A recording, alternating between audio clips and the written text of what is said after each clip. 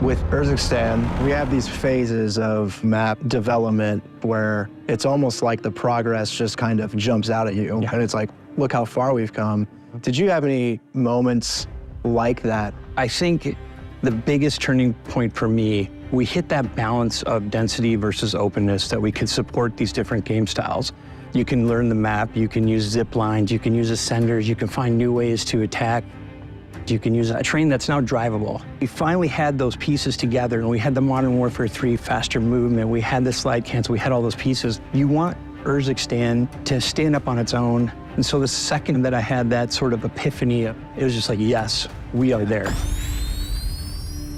The map development of Urzikstan is so large. It's a massive undertaking from a massive amount of talented people that really care. To start, we have pre-production, and that includes where do we want to go? What map do we want to do? How big do we want to make it?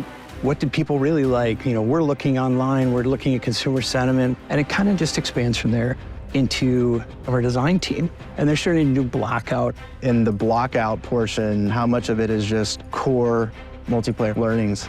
The core MP learnings are something that we use everywhere across the map. So every single building is a little MP map. We follow the rules. We have no more than 5 to 10 seconds of sprinting without something to do. Yep. We don't want people to go longer than this. And in case people are feeling like the circle's pinching them, that's when we put these in. We have to make sure that each one of them has its own uniqueness. Art direction will give us a concept of it.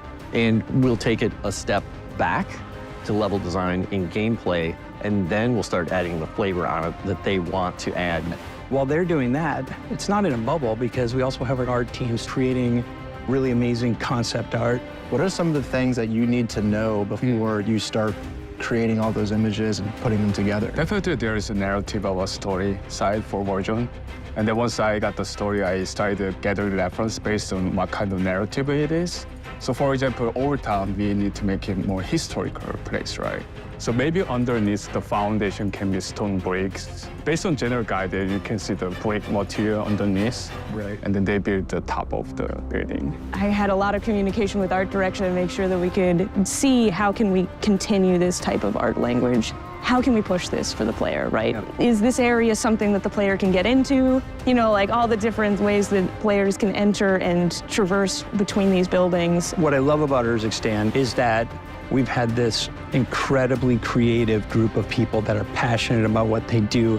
I would be totally remiss if I just didn't say thank you, first off, wholeheartedly to everybody that has worked on this map. And I think you're really gonna love it.